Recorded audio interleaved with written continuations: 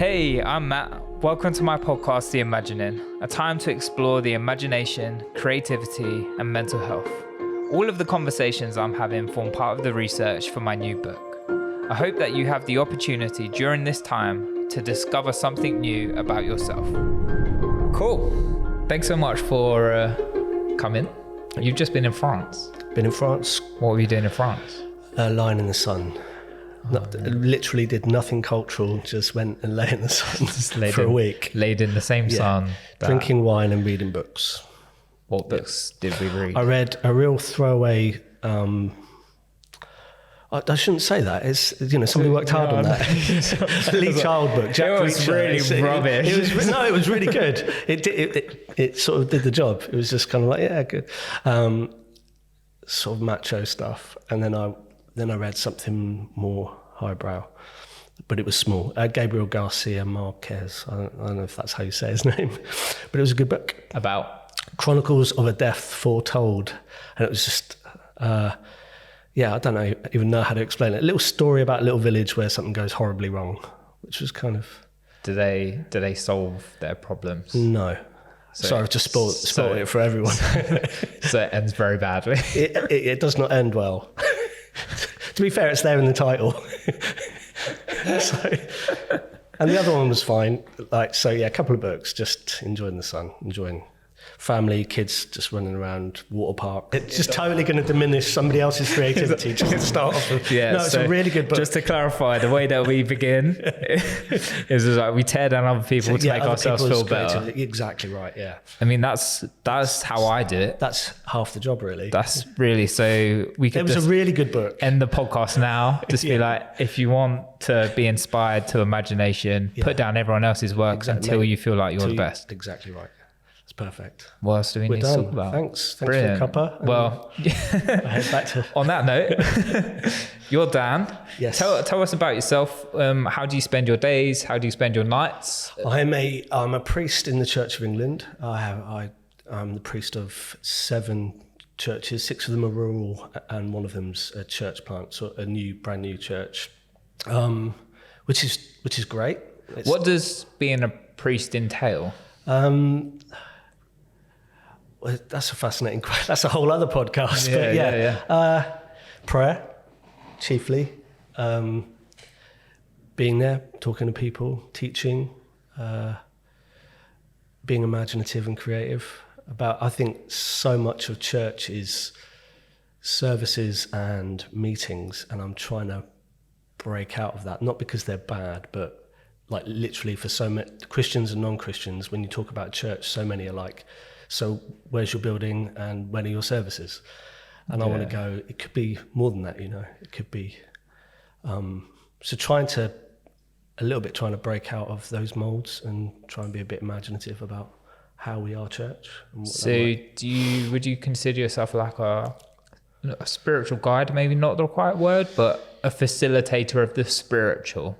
Yeah. Would that be right? Yeah, and of how we think about ourselves and how we think about God. So that could be, so you've got the context of a service where you're preaching to the converted, I guess, essentially, and so you're teaching about scripture or whatever.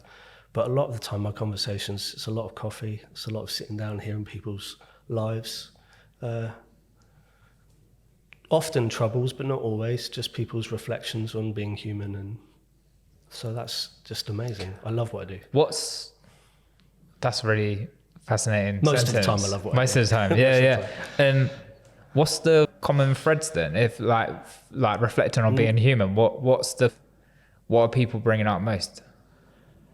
I think most people, it seems to me, believe that there is something more, that there's something other, but most people, again, seem reluctant to name it.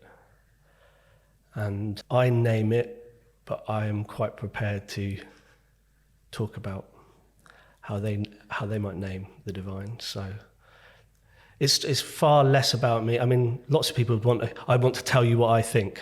I do, but I also want to hear what you think, and maybe that takes us somewhere else more interesting than just what I think. So That's That's really lovely. I like that, the listening part. Actually, I heard a really good quote the other day, which was basically about like every time I speak, I'm not necessarily learning anything, but every time I listen, I learn a lot. So listening to people in all kind on their deathbed, or when dramatic events have happened in their life, or as they're approaching marriage, all these things where they're intense moments in our lives. So to be able to sit with someone and hear how they reflect on it and how they make sense of it, and if they allow you to speak about what you found, is often a profound sharing. So I love that. That's the bulk of my days. And you're a lover of the neck scarf? Yeah, absolutely. Yes. I have a whole variety of interesting neckwear. Yeah. Where is the place of purchasing neckwear? Do you have a favorite? I don't. Just, in fact, where we are, we're near some stalls and stuff, and I was having a little here slightly peruse of look through, neckwear. See what I could find. Didn't find anything, but yeah. Well, I'm glad. Let's get it. So And I just keep my eyes and ears open for those for the next just scarf. yeah, for those just listening, you're a rocker of the tattoo and the Interesting. facial hair. choices. Yeah. Sometimes things choose you. You don't choose them. So I've been married for 21 years. In our first year of marriage, my wife was cutting my hair. It was quite short, but not this short. And she went to about there and then realised we didn't have the clippers on.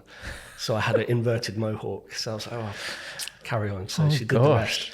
That was 21 years ago. Inverted mohawk. Yeah. I mean, that would be a look. That is a profound action of creativity and imagination, There isn't you go. it, really? So we're just like, well, carry on. Yeah. And then from there, it just got easier to shave.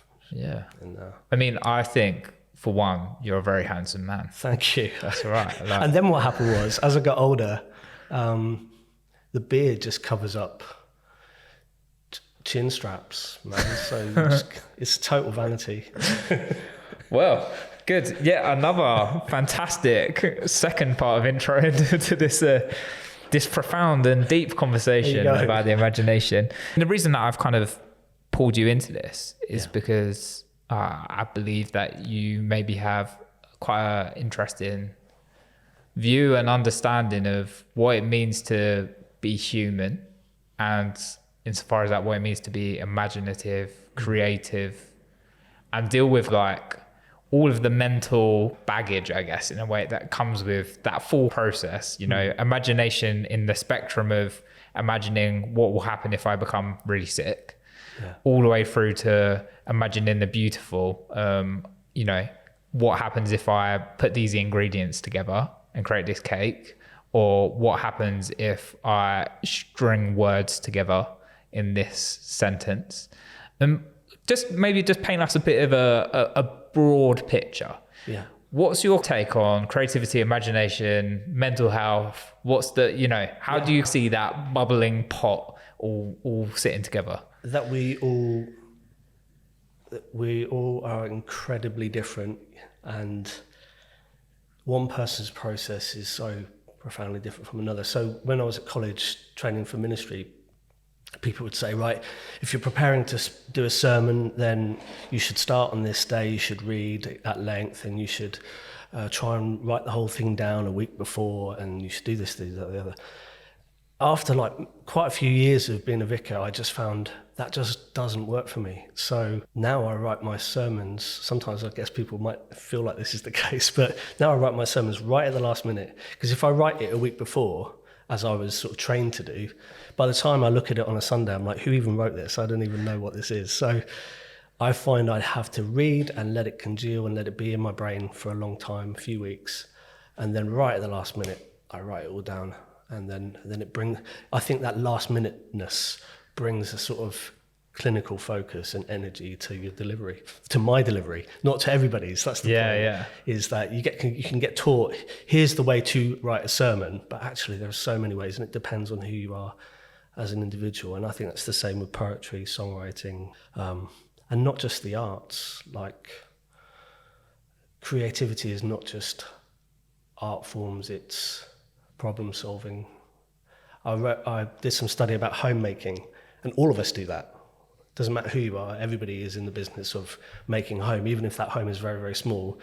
And how you do that, and it's world making, like how do you make sense of your space is such an incredibly fascinating work. We wouldn't call it art, but it is creative, it's imaginative, it speaks to our values and what we find important.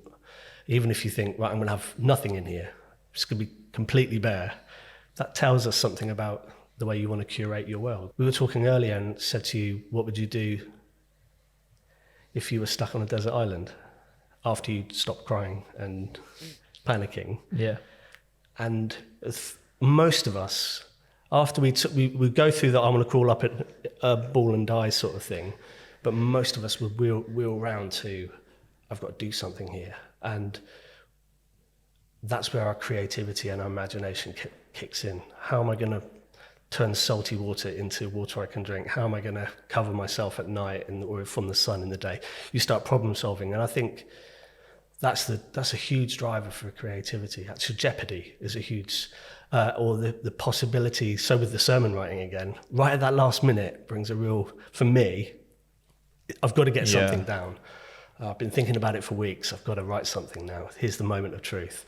And almost like jeopardy brings a real energy. And how do you feel, in a sense, that with your set of beliefs, you know, it right down to the basics of we were created by a creator, and by virtue of that, maybe we see ourselves as created to create, as in created in the image of a creator. How do you understand the fact that all people are creative? Like, what does that kind of mean to you? Everybody is creative. And my wife hates me saying that because she doesn't consider herself creative, but she's massively creative. Just not in a way that perhaps she values or that she sees the world as valuing. Or maybe she thinks I'm not very good at art, but there's more to creativity, as we said, than art. It could be she creates processes and structures in her work, and in our home life. She values my creativity, I guess, as part of what she likes about me. But she sort of says, oh, I'm not like that. But she is, but in a different way. And we need people who are organisers. That's a creative act. Yeah. I can't think linearly for the life of me. Yeah. She really can. That's a creative act to think, right, what needs to come next? Yeah. I find that impossibly hard, but she's creative in that way. She can think, right, the next thing needs to be this, and the next thing after that needs to be that. So I think that's an act of creation, imagination as well. And I think that's really interesting, is that you're drawing out the different strengths of creativity within everyone. I mean, let's take a bit of a, if I can be so bold, take a bit of a deep dive into Dan. Okay. You know, you've got your own brain, I assume. We hope. Yeah. Your own imagination. Uh-huh. What's that world like inside? What's going on in when all of them things are firing off? Like, what's your internal world look like, feel like? Always battling the motivation of things. So if I'm going to be creative, I write poetry, I write songs. Do I do that for you? Well, sort of. I sort of do that for you and whoever else might listen to it, but I do it for me as well. And but there's something about ego I want to say. When you're creating, you're always thinking, how's this going to be received? Will I be recognised as being excellent at da-da-da-da-da? In a way, that does matter. I want to say it doesn't, but it does. It's part of our makeup. Like, we want to be recognised for... And then in another way, it doesn't matter, because I need to be creative in order to make sense of my world. So, but I do get anxiety. I do find I struggle with depression, because I think possibly connected to those issues around recognition for what you're doing. I think some alpha male nonsense probably, but wanting to be recognised as being productive and useful, and what you're doing having externally recognised value, but actually the doing of it is really profoundly important anyway. And sometimes I'll just stop but I need to keep going. I need to keep being creative. It doesn't matter if anybody sees it. I'd love them to. I'd love people to like what I do, but that's not, it can't be the chief reason I do Yeah. it. So What do you think of the term mismanaged creativity? So over a long period of time, I've been on a journey with my own mental health, really like battling with just what feels like a bombardment of thoughts. And it's kind of like always like another thought going into your head all the time. And relatively, they're quite sporadic, random. Some are useful, some are very unuseful, some are scary, some are beautiful. There's the full mixture. As someone that's like, as you've identified, who's maybe experienced anxiety or depression or however that manifests itself for you, like would the term mismanaged creativity, would that resonate with that experience or not really? yeah, I think it'd be trying to navigate my motivations in everything. Mismanaged creativity. I think when there's creativity that comes because work necessitates it, or there's creativity that comes because leisure necessitates it. But actually, if you sat down and thought about being creative, a really good place to jump off from is just because I need to. But mismanaged would be to be creative. I think one of the biggest problems is trying to be creative because you want recognition is a mismanagement of your creativity. I think, at school, I remember being in class not so long ago at college, and somebody was being creative next to me. And I said, that's an amazing drawing, to this person. They were in their 50s, and they were like, oh yeah, I haven't really drawn since school. I was like, why not? And they were just sort of rediscovering it as they were studying in their 50s, because they'd mismanaged it, I guess would be a good way of doing it. They got to the end of school, 17, right, you're not going to be an artist, you're going to be a lawyer, a banker, whatever it is. So right, down with the sketch pencil, because you don't need that anymore. It's like, this guy totally did. And so exploring that with him was really interesting, because I think he had mismanaged his creativity. He'd gone, this no longer serves a purpose, because it's not going to be my living, so I'm just going to down tools. Whereas I think it's probably profoundly important to who he is. So his rediscovery of it, it's the way we're making up the world all the time. And if we lay aside our creativity or mismanage our creativity, it diminishes our world. If we sort of say this isn't important now because I'm a grown-up. Whereas play is really important, and making a mess is really important, and drawing and writing silly stories. Not because anybody's going to see it, but just because it's an important way of or writing poetry. So during the pandemic, I don't really know about poetry, but I just found myself writing poetry. And it turns out other people have liked it, which is amazing. But that wasn't my purpose in writing it. My purpose was I needed to get what was inside, outside somewhere. It helped me process. It helped me pray. So mismanaged creativity, I don't know if I've helped there. Like, something around motivation.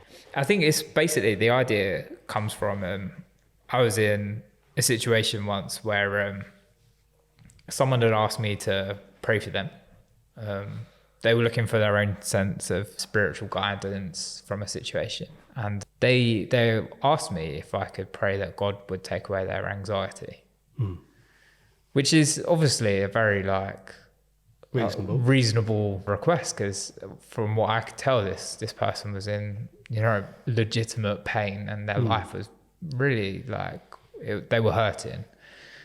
And it struck me in that moment that was it potentially the same muscle that produces anxiety as it would create beauty within us.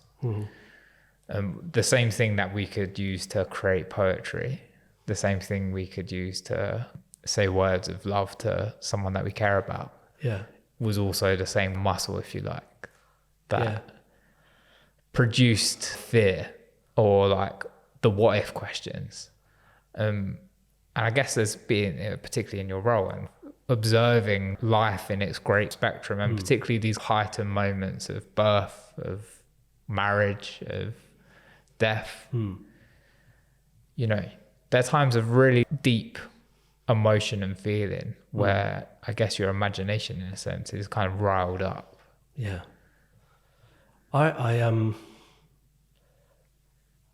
I only write sad songs. Over years, I've written loads and loads of songs, and they're all pretty much. I don't mean even thematically. I mean more. They're very mellow. They're very chilled out. They're very. And I think there's something about the creative act which people go, I have had and I still suffer with depression and anxiety. I don't think that's why I write. Something about writing sad songs makes me happy. Is that weird? That could be weird. And I wonder if that's something about. Does that tap into what you're saying? I think potentially it does, because I guess it's just I think it's this holisticness of human beings, isn't it? It's like you have to take it all as one whole. You know, it's easy to go, oh, you know, these people, they do happy things. Yeah, and those people do the sad things. But I guess like you can't piecemeal up people, particularly when it comes to their internal worlds. Like you can't. How can you say like this sad thing, you know, is the only repercussions of sad things are sad things? That just doesn't seem obvious. No, it might just be it's catharsis, I guess. You write something, it gets it out, better out than in, and I think maybe I do that the same in poetry. Just needs to get out whatever. And prayer, when I write prayer as well, which has been helpful because I grew up in a tradition where it was like free form prayer, just pray what comes into your head, just say it. And then I came into the Anglican tradition, which is a lot more written prayer, a scripture made into prayers. And now I just find I do somewhere in between. I just like writing it because it helps me articulate, and having another run at it and another run at it, helps me think through and articulate what I want to say to God. So the creative act, sitting and actually writing it or drawing it, gets the inside outside somehow, and then I journal, things like that, read it again. So necessary to me in terms of my mental health and making sense of the world, to be creative. And in your role as a priest, you know, how do you create spaces for people's imagination? Because that feels like, you know, there's a rich history of that within the Christian faith. Yeah. What do you see the place of your role in, you know, creating a welcome space for imagination? I've got two. One is a physical space, like how do you create. I wrote a book with a friend recently called Prayer Gallery, and I was thinking, in St. Francis, our church, I'm always trying to think, could church be something other than just services? And we had a thought, what if it was like a gallery? Like all the family go for a day, and not so far from here, Tate or something like that, and have a wander through the gallery. Now, Granddad's going to get something out of it, and little Johnny is too, but probably very different things. So just going, what if you created a church space where, or a space where young and old could come in and walk around, and there'd be something tactile, something visual, various things all the way around the room that could help you reflect and be prayerful. And I don't mean quiet. Some of them are quiet. Some of them might be kind of more playful and like a game. But so we wrote a book with 70, 80 odd different prayer installations just to help kickstart creativity maybe in prayer. But we called it Prayer Gallery because I thought many of us will have been to galleries. And many of us do. So do you have family Christmas? Yeah, so you sat with family at Christmas, and I don't know, Granddad's reading the broadsheet and somebody else is playing their PlayStation or whatever they're doing, but you're all together, it's family time, but everybody's doing something different. And I wanted to create a church space where you could have that dynamic. And it kind of worked. It's unusual because people come in and go like, what are we supposed to do? Yeah. So that's always a little bit of a thing to get over. But actually we're used to walking around art. So, some people are, not everybody is, but you're used to walking around and going, and what will really, really what will excite you, if you looked at a painting here, I'd be like, Matt, what are you talking about? Yeah. I just don't see it. So we were just trying to create a whole variety of things which might touch at least somebody who comes into that space. So I love that, trying to create space for people to be creative. Yeah. Like little jump off points. Yeah. You know, this idea of like, in order to ground yourself, particularly in a stormy ocean of imagination, you know, it feels like it's just going to be chaos. Yeah. You know, for you, how is it grounded? Because it feels like, again, like an important role that religion, that faith has played through the years, through thousands of years, has been this foundational element of cultures. Yeah. You know, when all of the parts kind of seemingly kind of are disparate and don't make sense or feel like that they have nothing in common. It's been faith which has maybe been something that's held things together, even when they feel like they're falling apart. Yeah. You know, how do you see it being part of like grounding a chaotic thought life? Well, going back to the most chaotic time of recent years during COVID, the pandemic, you found yourself, I couldn't go out and do what I normally do, which is meet people. I couldn't go out and lead services. So I spent a lot of time just sort of being at home. A lot of what I do is connecting with people, and suddenly it's like, no, you're not allowed to do that. We were doing it online to varying degrees, but what I started to do was evaluate everything that I had been doing prior to the pandemic. And that was quite stormy for me, because you're sort of measuring what you've done, where you thought you'd be. So we started a church in 2018, and you have ideas about how that's going to go, and it hadn't gone that way. And we were a couple of years in, and the pandemic hit. It was really tough. So I started to sort of spend a lot of time introspectively judging, measuring, thinking about what we've been up to, and how sort of thinking about failure and stuff like that. So it was quite stormy. And I can't even tell you quite. I remember where I was sat. I was just sat in the garden, and it was getting a little bit melancholy, and really felt as if I can't even say it was God speaking to me, but a sense of, even if all of that stuff you're saying about your efforts and your endeavors and who you are, and even if the worst of it is true, even if your perception of how others think about what you're doing is true, the worst. I really need you to know how loved you are. That was where I really felt God placing that in me. Just this, and remember, it was a sunny day. It was through the pandemic, that first lockdown. Yeah. Sunny day, just sat there going, my worth is in my being in God. And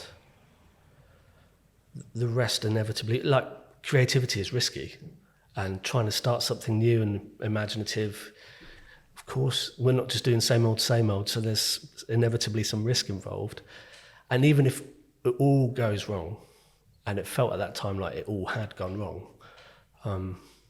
just knowing that that wasn't the only place where I found value. It wasn't the central place where I found value. My value was know who you are in God. Like, know that you're absolutely loved.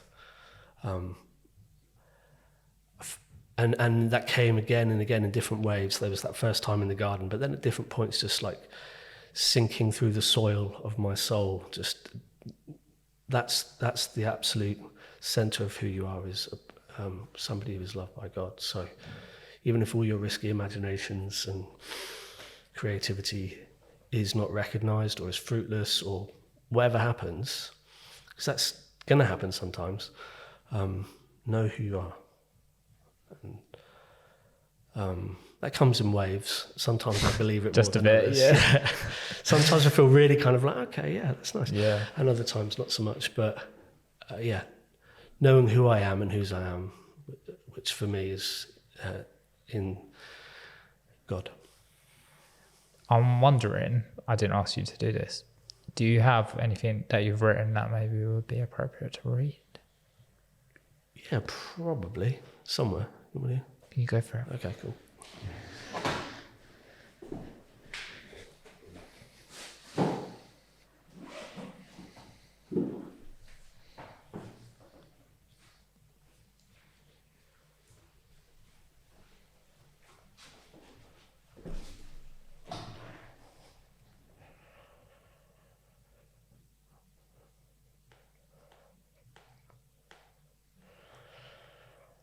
My head went straight to this little poem. Please. I'd gone on a little bit of a journey of self-discovery, a little retreat down in North Devon by the coast, and I was sat on the cliffy rock edge, and there was this tree which was, it wasn't a windy day, but it looked totally windswept, and then I wrote this. Upon an incline, roots will burrow, planted deep inside the hill, while stubborn rocks and brutal skies bestow their worst to test trees' will. Battered then by coastal winds, tilting tree to permanent pose, but grow yet still, it will still grow. Tree knows what tree still knows. Stripped by season upon season, stripped by frost and scorching heat, yet return with nature's reason, return each cycle to repeat, to burst thy fruit upon our senses, our sight and taste and touch reclaim, from winter's woeful last dissenters, above their heckles scream thy name. God with us, God within us, come in stillness, come with storm, and in timber, twig, and lichen come, where we still planted form. That's beautiful. Thanks. What did, why? Why them words? Why? Do you remember? Thinking about vocation, you asked the question right at the beginning about what does it mean to be a priest? And it's so random, man. It's like no day is the same. It takes you in so many different unexpected directions. So, and being with people and hearing their sadness or their joys. So I was thinking about formation, who we are, who we're called to be, how we judge all of that, how we judge our productivity. So I'd been ordained, I think, 10 years at that point. It's just over that now. And just trying to work out value in what this. Sometimes I did a job once where I for 3 weeks worked on dry stone walling in the Cotswolds, and this couple had said, like, can you take down that wall and build it again? So me and a load of lads went to work, and 3 weeks work, we took down this massive wall and then we rebuilt it again. And at the end of the 3 weeks you go, there's a wall, we built that. And there was something deeply satisfying about having done that. My work as a priest is almost nothing like that. Yeah. 3 weeks can go by and you go, I don't know. Like, some good stuff happens, some bad stuff happens. It's really hard to nail down. So I think that poem came out of